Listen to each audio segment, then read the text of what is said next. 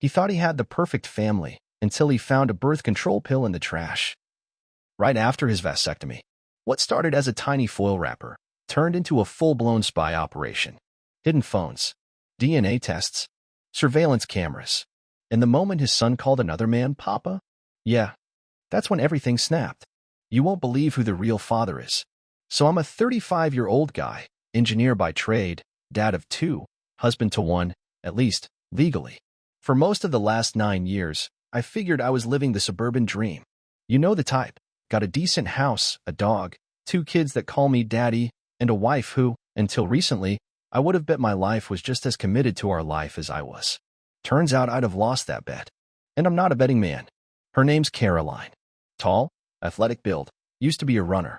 We met when I was fresh out of university, and though she didn't exactly sweep me off my feet, there was something about her. She was sharp, efficient, pretty in a she doesn't need makeup kind of way. That cool confidence sucked me in. We built a life, got married, had 2 kids. I even got a vasectomy after the second, because we both agreed 2 was plenty. We were a team, or so I thought. Looking back, I should have known something was off when she insisted on going back to work almost immediately after maternity leave. Said she needed her independence. I respected it. Maybe too much. I didn't ask questions I probably should have asked. Things were fine. Not perfect. I mean, marriage isn't a constant honeymoon, but we had our routines, our shared jokes, our quiet Saturday mornings before the kids woke up. I figured that was love evolving, maturing. Then, one Wednesday morning, I found something. Now, I'm not the suspicious type. Never checked her phone, never doubted her trips or late meetings. But that morning, I stepped into the bathroom barefoot and noticed a small piece of foil glinting in the sunlight coming through the blinds. Looked familiar. You know the type, the backing from a pill pack, like when you pop a daily tablet out. Thing is, neither of us are on meds. We're healthy. Always have been. I even remember joking with her after our physicals a few months back that we were too boring for doctors. So what was that foil from? I bent down, picked it up, and flipped it over. Birth control. It was yesterday's pill, which would have made sense if she hadn't stopped taking them after my vasectomy. Yeah, you heard that right. That's when the air changed. That's when my stomach dropped like I'd swallowed concrete. I didn't confront her. Not then. I'm methodical, calculated. You don't become a founding partner in an engineering firm without knowing how to troubleshoot. So I put the foil back. Carefully. Didn't say a word. But my mind? It was already working overtime. Why would she need birth control if I can't get her pregnant? I knew the answer. I just didn't want to say it yet. Not until I had proof. So I made a plan. And that plan, well, it uncovered more than I ever bargained for. After that morning, the one with the foil, I did what any rational man with an engineering background and a rapidly disintegrating sense of trust would do. I stopped assuming and started investigating. First, I ordered a DNA testing kit online. 2, actually, 1 for each of my kids. You ever have to look at your own children and wonder if they're even yours? I don't recommend it. That kind of doubt digs into you like a splinter under your skin. You can't ignore it. You can't pull it out without making it worse. So I figured, might as well face it. Next, I picked up a burner phone and a cloning kit. The kind that lets you copy someone's texts, call logs, emails, everything. It's not something I thought I'd ever do. But then again, I also didn't think I'd ever be suspecting my wife of cheating. Life's funny like that. I waited for the right opportunity. Caroline's not careless, I'll give her that. Whatever was going on, she was good at covering it up. Our bedroom life hadn't changed much, still the occasional weekend affection, the kind that feels more like routine maintenance than passion. She still asked about my day, still kissed the kids goodnight. But now, every smile felt rehearsed. Every, I love you, echoed a little too cleanly. Like someone playing a recording. Friday came. She was out picking up groceries with the kids, so I used the time to plan a few hidden cameras, nothing James Bond level, just enough to catch audio in the car and the bag, visuals in the bedroom, living room, bathroom. I figured if anything was happening in our house, it'd show up. I also snagged DNA samples, toothbrushes, hair strands from pillowcases, a few cotton swabs for good measure. Packed it all up and shipped it to the lab under a false name. Just in case. Over the weekend, I played normal. Took the kids to the park. Flipped pancakes Sunday morning like it was any other day. She laughed at something stupid I said, and for a second, I wondered if I was losing my mind. But then Monday came, and Monday brought something else. She left for work. I told her I'd be working from home, something about updating the server at the office. Once the house was quiet, I retrieved the flash drives from the cameras. That's when things got interesting. In the bathroom footage, I saw her same routine, same pill. She took it at the exact same time every morning. Habitual, efficient, like everything else in her life. But the bedroom camera? That's where it shifted. Saturday night, I was in the kitchen cooking dinner. She told me she was hopping in the shower. But instead, she went to the bedroom, opened the vent above our closet, and pulled out a second phone. A second phone. She texted someone, smiling. The kind of smile I hadn't seen in a long time. Then she carefully tucked the phone back into the vent before rejoining me in the kitchen, asking if I needed help with the garlic bread. Let me tell you something, garlic bread hits different when you've just watched your wife hide a burner phone in a vent. So I made another plan. The next morning, she showered again, same time. I watched the footage live. She grabbed the burner, slipped it into her purse, and left. That evening, while she was busy bathing our youngest, I made a detour into our daughter's room where I had a hunch she'd restashed the phone. I was right, and it took everything in me not to throw it at the wall. I cloned it instead. That's when the walls came down. I'll never forget sitting there with that cloned phone in my hand. My heart was pounding like I'd run a marathon, but the only thing I'd been sprinting toward was the truth. What I didn't expect was that it would hit like a freight train. The text started innocently enough. A few flirty messages, a couple of inside jokes that clearly weren't meant for me. Then came the photos. Not those kinds, just selfies. Smiling in ways she hadn't smiled at me in years.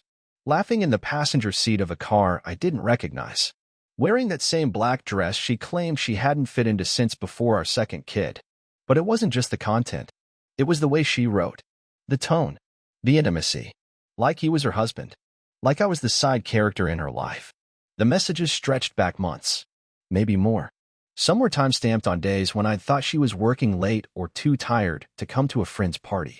Others were right under my nose, like the Saturday I took our son to soccer practice while she stayed home to organize the closet. Turns out she was organizing something else. And then came the kicker. I hate pretending. I wish I could just leave him. Him. That was me. But guess what? She hadn't left. Because pretending paid the bills. Pretending got her the house, the vacations, the two kids who I still didn't know if they were even mine. I sat there, back against my office wall, phone in one hand, pain in the other. I couldn't feel my legs. My secretary, Michelle, knocked on the door a few minutes later. I must have looked like I got hit by a bus. She said something like, "Are you okay?" And all I could do was hand her the phone. She looked at it, scrolled a bit. Then she did something unexpected. She held my hand. Now, Michelle and we were strictly business. Always had been. She's tough, smart, sharp as a scalpel. Never flirty, never crossed a line. But in that moment, she was human. She saw me breaking, and she just stayed.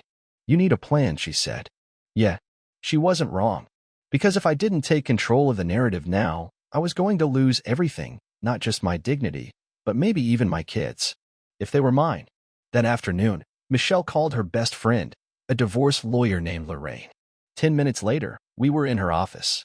Now, if Michelle was sharp, Lorraine was a damn razor blade. No time for small talk. She didn't ask if I was sure. She didn't coddle. She laid out 3 options. Do nothing. Pretend nothing happened and live a lie. Amicable divorce. Split assets, share custody. Go nuclear. Sue for infidelity. Contest paternity. Burn the whole rotten thing to the ground. Guess which one I picked? I chose option 3. With my engineer brain clicking back into place, I started building a different kind of blueprint, one that didn't include Caroline. I'd built bridges before, but now I was building a war machine. So there I was, sitting in Lorraine's office, still dressed like I was headed to a board meeting, but now officially preparing for war. She slid a stack of papers across the table like she was dealing cards at a poker game, cool as ice. I was still somewhere between shock and firestorm, but she was already 6 moves ahead. "We need evidence," Lorraine said. "Concrete.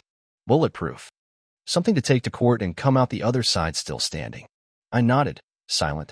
I'd barely processed the messages, let alone what I was about to do. Michelle, bless her, leaned over and said, "We'll get it. Just follow the plan."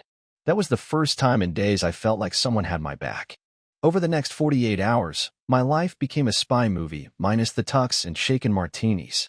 I upgraded the camera system at home, made sure they were tucked neatly behind vents, picture frames, and yes, even in the damn smoke detector. I got GPS trackers on both her car and the kids' backpacks. If she so much as sneezed in a parking lot, I'd know about it. I played the long game. I smiled. I hugged her. I pretended to be the oblivious, boring husband she thought she married. I told her I was headed on a business trip to Portland, when in fact, I was booked into a nearby hotel under a different name with a laptop full of surveillance footage and a lawyer who wasn't afraid to file a lawsuit with a flamethrower. And guess what? The surveillance paid off. On Tuesday night, while I was in Portland, Caroline had company. Not just any company, the mystery man from the messages. The second phone Romeo. The one who knew about her aching back and her red silk dress. She brought him into our house. Our living room. Past the photos of our wedding, of me holding our newborn son, of our daughter in her Halloween costume last year. They didn't even try to be discreet. He used the key hidden under the planter, the one only family knew about. And then our son walked into the living room and called him Papa Bill. Yeah, that was the moment the knife didn't just twist, it broke off in my gut. Turns out Papa Bill wasn't new. He wasn't a fling. He was entrenched. A long-time visitor in my wife's double life. And when the DNA results finally hit my inbox the next day, neither child was mine. Not one. They both shared the same father, and it wasn't the guy they called Dad. That was the moment the rage gave way to clarity. I wasn't just a husband who'd been cheated on. I was a man who'd been replaced in his own home. Financially bled. Emotionally conned. Robbed of the two little souls I loved more than anything, not by biology, but by betrayal. Lorraine took the new evidence with the kind of satisfaction a general feels when reinforcements arrive. She already had a strategy mapped out. We were going after Bill's company for violating their no fraternization clause. We were going after Caroline for fraudulent paternity, emotional distress, financial misrepresentation, the whole kitchen sink. Michelle moved me into a family-run hotel to lay low while we finalized the filing. She brought me clothes, food, even a bottle of bourbon, unopened, because, as she said, you need a clear head, not a hangover. That night, she stood in the doorway of my hotel room, looked me dead in the eye and said, "You don't get to fall apart. You get to win." So that's what I planned to do. But I hadn't yet looked Caroline in the eye. That was coming. The weirdest thing about betrayal is how ordinary everything feels right before the bomb drops. You'd think there'd be thunder, dramatic music, maybe a crow flying across the driveway as some kind of omen. Nope. Just Tuesday night dinner, kids laughing, the smell of lasagna in the oven, and Caroline humming while she folds laundry. That's what hit me hardest. The normalcy. The terrifying familiarity of a life that was completely fake. By then, everything was lined up. The footage, the texts, the second phone, the DNA results, hell, even the footage of Papa Bill walking around my living room like he owned it. We had enough ammo to launch a legal missile strike. Lorraine was ready. Michelle was ready. I was, well, not entirely ready, but I was past the point of no return. We filed the lawsuit on Thursday morning, divorce on grounds of fraud and adultery, civil suit against Bill's company, petition to remove my name from the birth certificates, and full financial separation. Lorraine even arranged to serve Caroline at her office, right in front of the coworkers she always tried to impress. Petty? Sure. Satisfying? Incredibly. The plan was to let her stew over the papers for a couple of days before I came home and made things official. But then I got a text. From her. "Hey babe. Miss you. Just got home from work. Kids are asking when daddy's coming back, blue heart." The audacity hit me like a shovel to the face. So I changed my plan. I came home that night. Walked through the door like I hadn't just torched her world on paper. Caroline turned from the sink, surprised but smiling for a second. "Hey, you're back early." I dropped my keys in the bowl. Didn't smile. Just looked her dead in the eye and said, "You get served at work today?" Her face cracked. Just a flicker, but I saw it. That tiny shift from "oh, no" to "how much does he know?" "What? What are you talking about?" she asked, playing innocent like a bad actress on a soap opera. "You cheated," I said, flatly. "You lied about the kids. You've been seeing your boss in our home. And I know. Everything." Silence. Then came the classic move, the deflection. "I don't know what you're talking about. This is insane." "Oh, really?" I pulled out the flash drive from my coat pocket. "Then this should be a fun watch." I didn't need to play it. She knew. You can see it in the way her face fell, her eyes darting to the floor like she was searching for an escape hatch. Then came the tears. Right on cue. Gary, please. I didn't mean for it to happen. I was lonely. You were always working. And there it was, the great justification. I'd heard about this moment. Read it in forums. Guys say their wives hit the same lines like they're reading from a shared script. You were emotionally distant. You never paid attention. I didn't feel loved. But you know what she never said? I'm sorry. Not once. That's when I knew there was no coming back.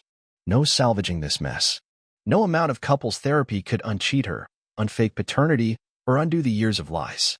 So I looked at her, calm as can be, and said, "You have 72 hours to get out. Take whatever you want.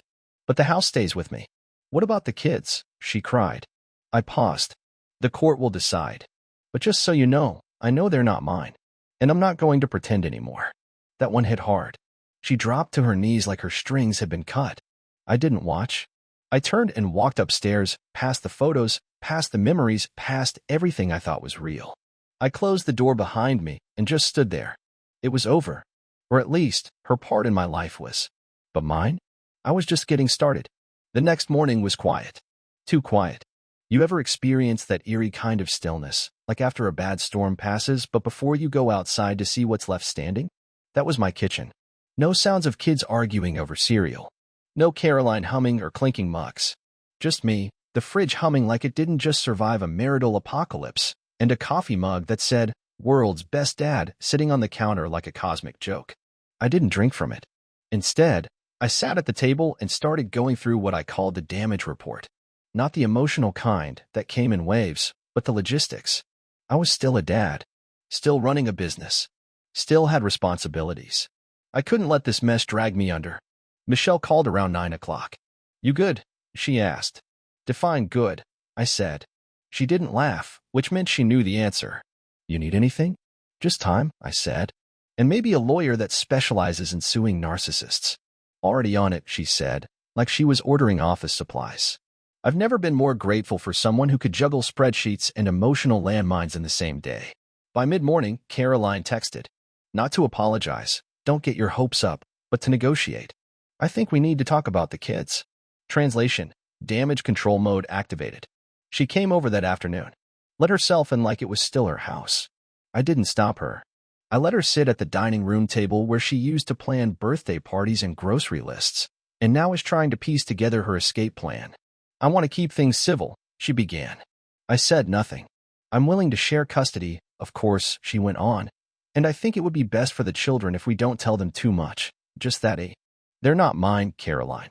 That stopped her mid-sentence. "You don't get to share custody like this is a timeshare. You lied. For years. You let me believe they were mine. I would have died for those kids. And you let me do that with a smile on your face." She opened her mouth, probably for another round of, "But you were distant," and I held up a hand. "Don't. Just don't." I told her we'd handle everything through the lawyers from now on. That she had 48 hours left to move her stuff. That I'd be petitioning for full custody, regardless of biology, because I had been their father every day of their lives and she had been living a double life. And then I told her about Bill. Yeah, she didn't know I'd gone nuclear yet. "I served your boyfriend's company," I said. "Your HR department's going to love reading those texts. Especially the part about the company card covering your hotel room for him." Her face went white. You can't do that." "I already did." She left without another word. Good. After she walked out, I finally allowed myself a moment.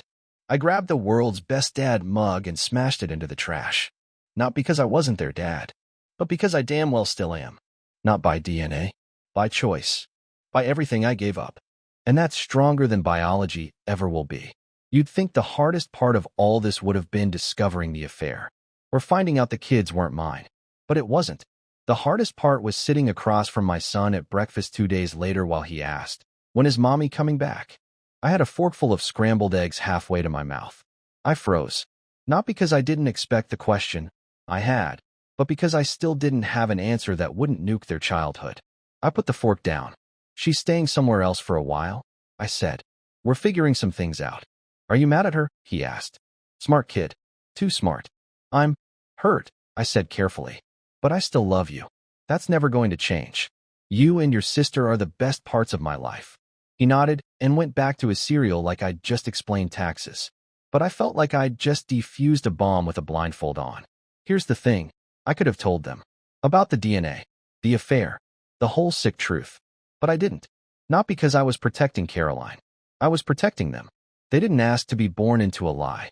They didn't get to pick their parents or their mother's moral compass. And until a judge told me otherwise, I was still their father, whether by blood, law, or sheer stubbornness. I called Lorraine that afternoon and told her I wanted full custody, regardless of paternity. You sure about that? She asked. I raised them, I said. I taught my son how to ride a bike. I stayed up all night when my daughter had the flu. I'm not walking away just because Caroline couldn't keep her vows. Fair enough, she said. Then we'll go in strong. That night, Caroline texted me again. The kids are confused. They miss me. Can we talk? Just the two of us. I stared at the message for a long time. Not because I was tempted. I wasn't. But because it hit me how used to managing me she was. For years, I was just another project to her. Smooth things over. Keep the image clean. Don't rock the boat. But that version of me, this sure honey guy, he was gone. So I replied, we'll talk in court. Bring your lawyer. She didn't text back. I guess the reality was starting to set in. She wasn't married to the man she thought I was anymore. She was facing the man I'd become. And I was just getting started. By the time Monday rolled around, I wasn't just ready, I was waiting. Lorraine had filed all the paperwork. Michelle had prepped the company for any legal blowback, and I'd mentally built more defenses than a medieval castle. But Caroline, she walked into that courtroom like she was still on some romantic comedy set where the guy always forgives the girl in the end. Spoiler alert, wrong genre. She had her lawyer with her, some slick-looking guy in a suit that probably cost more than my first car. He had that smug, I'm gonna talk my way through this attitude. You know the type. They started with the usual, joint custody, 50-50 split of assets, no-fault divorce. Real smooth, clean, boring stuff. Caroline sat there like she was sipping tea at a garden party, nodding politely like this was just a minor misunderstanding. Then Lorraine stood up. And let's just say, the temperature in that room dropped a solid 20 degrees. She laid out the evidence with the precision of a surgeon. The texts, the burner phone, the birth control, the surveillance footage of Papa Bill playing house in my living room. And then, the DNA test results. The moment they were read aloud, Caroline stopped blinking. Her lawyer turned slowly toward her like someone just told him the Titanic hit a second iceberg. But, Gary always said he wanted children, she stammered. Yeah, I said. Mine, not Bill's. It got real quiet after that. Then came the best part. Lorraine slid the company handbook from Caroline's office across the table, right to her lawyer. Page 27, she said. Anti-fraternization policy. She violated it. He's her direct superior. This isn't just divorce. It's breach of contract. Her lawyer actually gulped. I've only seen that in movies. It's real, apparently. Now I'll admit, I took a certain grim satisfaction watching Caroline realize she wasn't the one holding the cards anymore. For once, she couldn't spin it. Couldn't charm her way out. Couldn't cry her way into leniency. She was trapped in the truth. And me? I was finally free. The court recessed for the day, but not before her lawyer asked if we'd consider mediation. I looked him square in the face and said, Tell Bill I hope the promotion was worth it. Then I left. Back at the office, Michelle was waiting. How'd it go? Let's just say. I said, the iceberg hit back. She grinned. Want me to open that post-divorce bourbon you told me not to touch until the paperwork's final? I shook my head. Not yet. But soon. I wasn't celebrating. Not yet. But for the first time in weeks, I wasn't surviving. I was winning. After court, I didn't go home. I went for a drive. Not the kind you take when you're clearing your head. This was the what just happened to my life and why does it suddenly feel lighter kind of drive. Somewhere between freedom and aftershock, my brain had switched from survival mode to, I don't know, rebuild mode. I pulled into a little overlooked spot outside the city. Just me, the skyline, and an energy drink I didn't remember buying. I sat there for a while, letting the silence do its work. Letting the ache settle in the places Caroline used to occupy. And that's when it hit me. I'd grieved her already. Not today. Not when the DNA came in. Not when I saw her hiding that second phone in the air vent. No, I grieved her months ago. Quietly. Slowly. The way you grieve a sinking ship long before anyone on deck realizes they're going under. All that was left now was the exit wound. Back home, I opened the garage and was greeted by the silence of a half-empty house.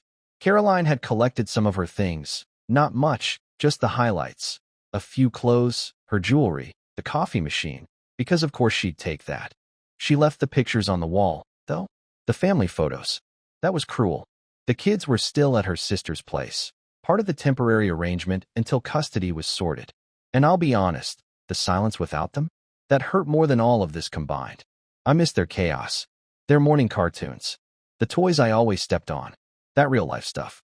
And maybe that was the cruelest part, realizing Caroline hadn't just stolen years of marriage. She'd hijacked the one thing I thought no one could fake, fatherhood. And yet, there I was, still fighting to stay in their lives, even after the truth. That night, I started cleaning. Not out of cleanliness. It was more ritual than anything. Erased the fingerprints, the perfume bottles, the half-finished wine glasses with lipstick on the rim. I boxed up our wedding album, took down the vacation magnets from the fridge, deleted the honey contact in my phone. I wasn't angry. Not anymore. Anger's like jet fuel, great for takeoff, but it'll burn you alive if you don't land. I was landing now. Hard, but steady. I called Michelle around 9 o'clock. Hey, I said. You up? You okay? No, but I'm getting there. She paused. Want company? I looked around at the emptiness, the piles of things Caroline left behind like echoes. I wouldn't hate it. 20 minutes later, she showed up. Hoodie, takeout, 2 forks, and that bourbon she swore she wasn't opening yet. I figured it was time, she said, handing me the bottle. I poured 2 glasses. To what? She asked. I thought about it. A long time. To new chapters, I said, even if they start with broken pencils. She clinked her glass to mine. And just like that, the war was still on, but for the first time, I wasn't fighting alone. You'd think that after filing lawsuits, confronting betrayal, and having your heart drop through the floor with DNA test results, there wouldn't be much more to feel. Turns out, there's plenty. It creeps in during the quiet moments, like when you go to pack the kids' lunches out of habit and realize their favorite snacks are gone because she used to handle that. Or when you catch yourself humming the tune to that ridiculous bedtime song you made up for your daughter, only to remember you haven't sung it in over a week. This is the part nobody tells you about, the ghost moments. The little echoes of a life you thought was real. That Monday, after Michelle left, and yeah, we just talked, laughed, had some bourbon and lo mein, no dramatic twists. I sat alone on the couch, staring at a blank notepad.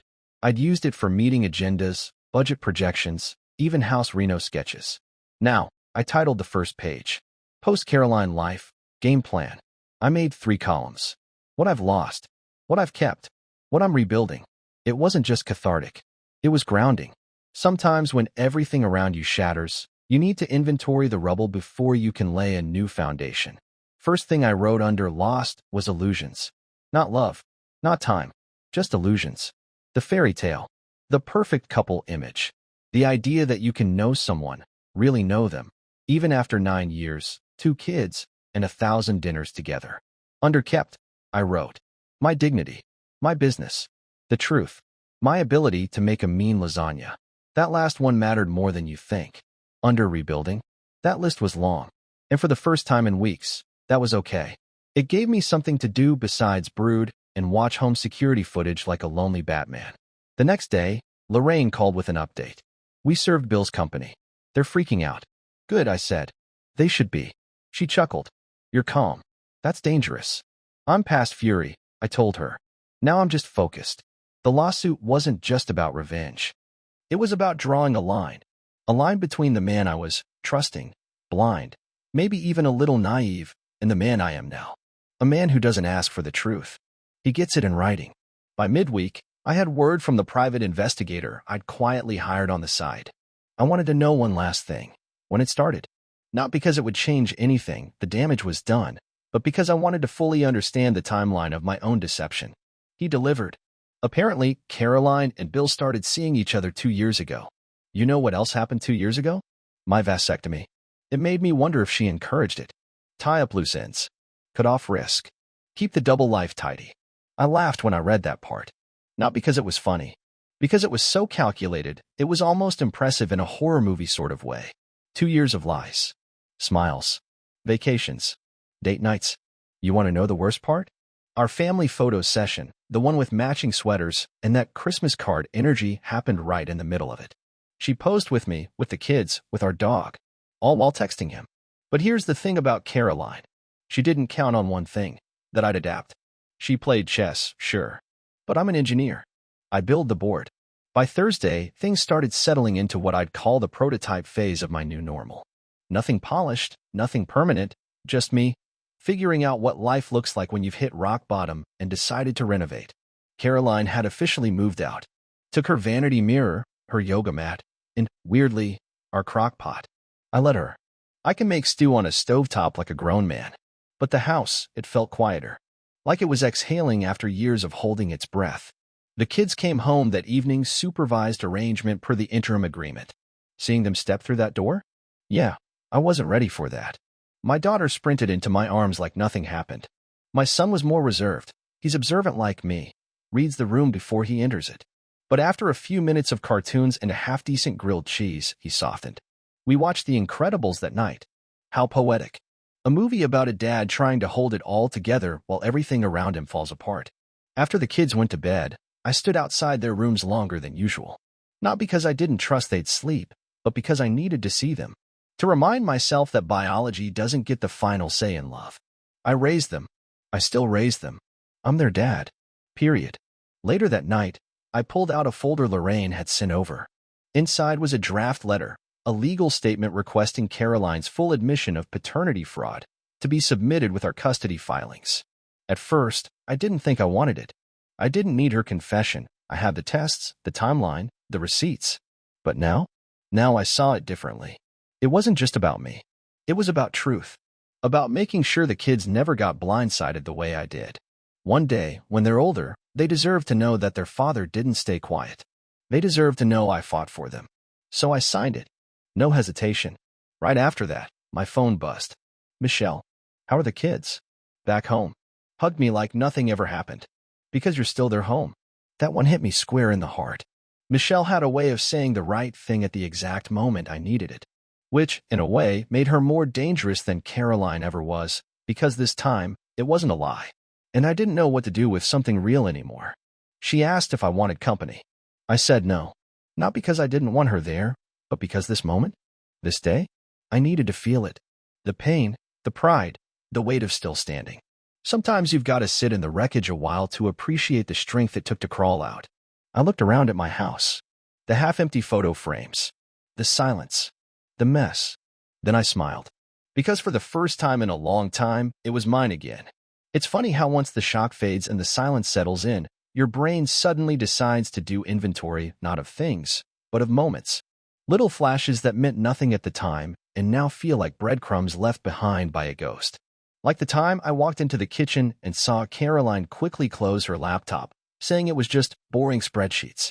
Or when she insisted on working late 3 Thursdays in a row, but couldn't remember which project she was working on when I asked. At the time, I chalked it up to stress. Fatigue. The mundane wear and tear of marriage.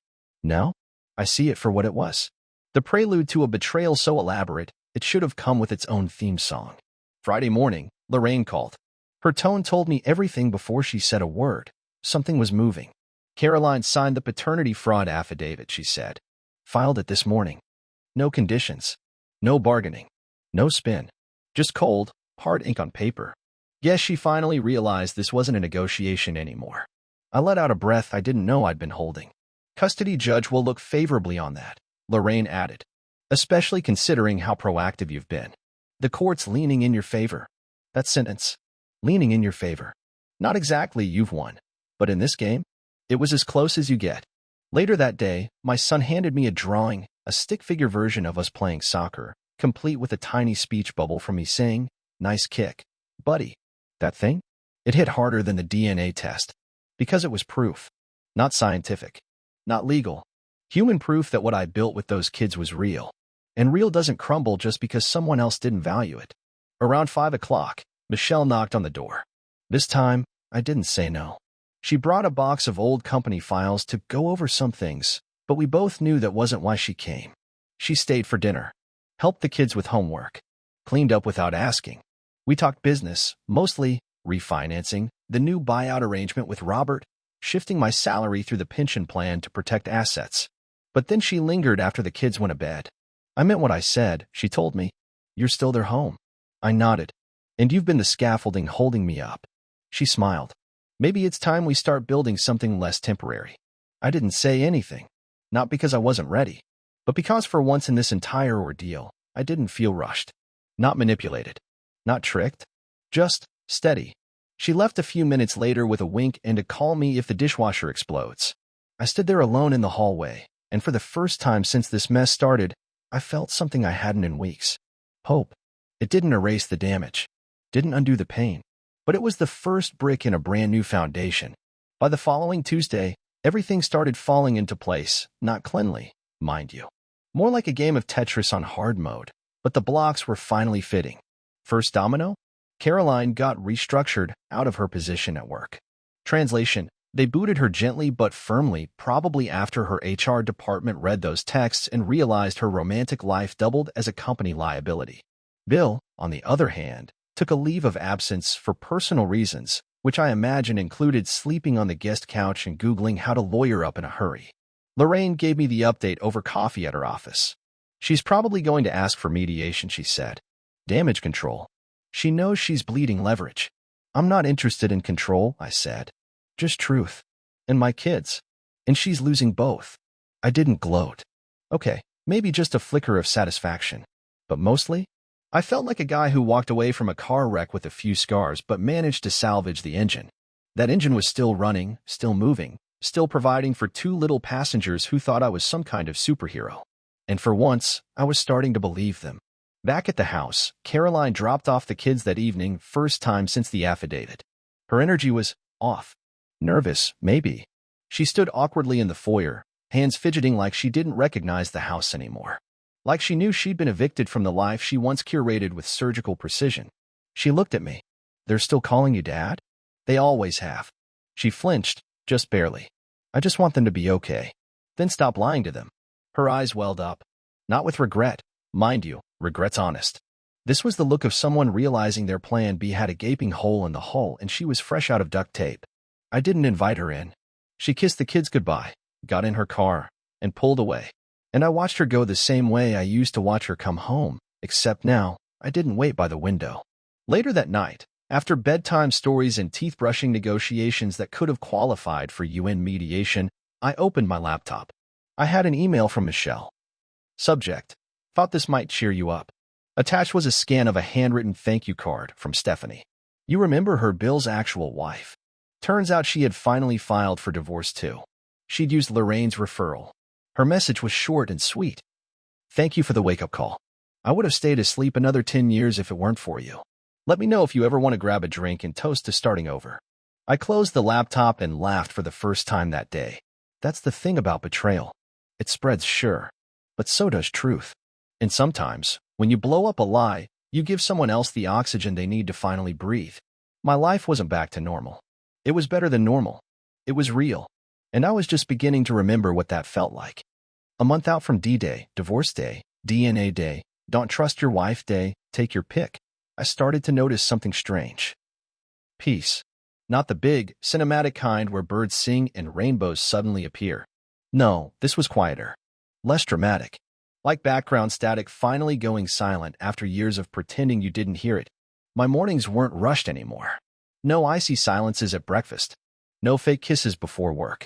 Just pancakes with the kids, coffee I actually got to finish, and the occasional school drop-off that didn't feel like a chore. Caroline was complying with the custody agreement. Barely speaking to me, but showing up on time, acting like a mom who didn't shatter the foundation of our family with a wrecking ball.